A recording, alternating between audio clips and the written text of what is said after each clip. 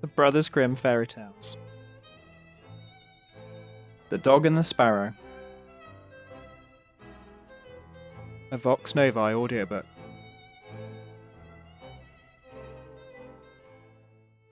A shepherd's dog had a master who took no care of him, but often left him to suffer the greatest hunger.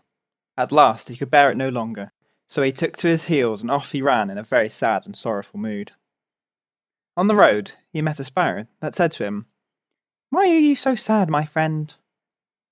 "Because," said the dog, "I am very hungry and have nothing to eat." "If that be all," answered the sparrow, "come with me into the next town, and I will soon find you plenty of food." So on they went together into the town, and as they passed by a butcher's shop, the sparrow said to the dog, "Stand there a little while till I peck you down a piece of meat." So the sparrow perched upon the shelf, and having first looked carefully about her to see if anyone was watching her, she pecked and scratched at a steak that lay upon the edge of the shelf, till at last down it fell. Then the dog snapped it up and scrambled away with it into a corner, where he soon ate it all up. "Well," said the sparrow, "you shall have some more if you will, so come with me to the next stop, and I will peck you down another steak." When the dog had eaten this too, the sparrow said to him, "Well, my good friend, have you had enough now?" "I have had plenty of meat," answered he, "but I should like to have a piece of bread to eat after it." "Come with me then," said the sparrow, "and you shall soon have that too." So she took him to a baker's shop, and pecked at 2 rolls that lay in the window, till they fell down, and as the dog still wished for more, she took him to another shop and pecked down some more for him. When that was eaten, the sparrow asked him whether he had had enough. "Yes," said he, "and now let's take a walk a little way out of the town." So they both went out upon the high road, but as the weather was warm, they had not gone far before the dog said, "I am very tired. I should like to take a nap." "Very well," answered the sparrow. "Do so, and in the meantime I shall perch upon that bush." So the dog stretched himself out on the road and fell fast asleep. Whilst he slept, they came by a carter with a cart drawn by 3 horses, and loaded with 2 casks of wine. The sparrow, seeing that the carter did not turn out of the way, but would go on in the track in which the dog lay, so as to drive over him, called out, "Stop! Stop, Mr. Carter, or it shall be the worse for you." But the carter, grumbling to himself, "You make it the worse for me indeed.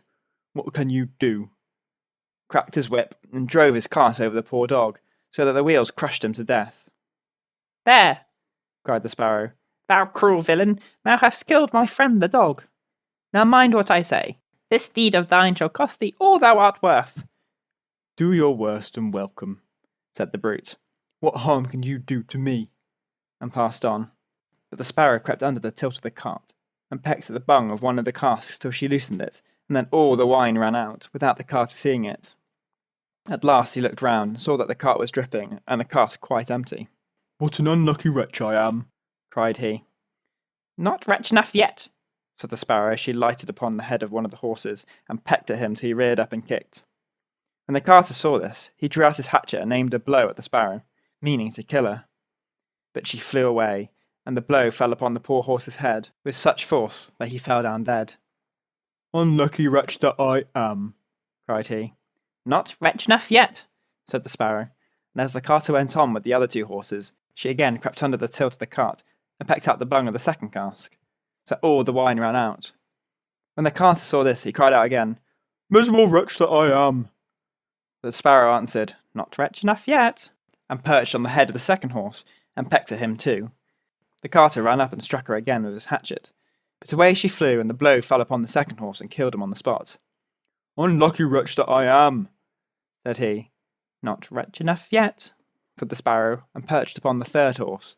She began to peck him too. The carter was mad with fury, and without looking about him or caring what he was about, struck again at the sparrow, but killed his third horse as he had done the other 2. "Alas, miserable wretch that I am!" cried he. "Not wretch enough yet," answered the sparrow as she flew away. "Now will I plague and punish thee at thy own house." The carter was forced at last to leave his cart behind him, and go home overflowing of rage and vexation.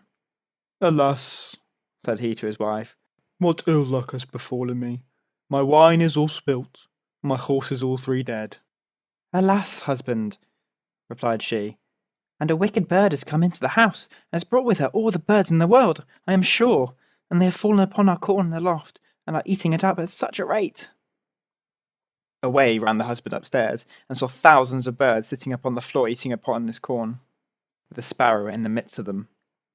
"Unlucky wretch that I am," cried the carter, for he saw that the corn was almost all gone. "Not wretch enough yet," said the sparrow. "Thy cruelty shall cost thee thy life yet," and away she flew.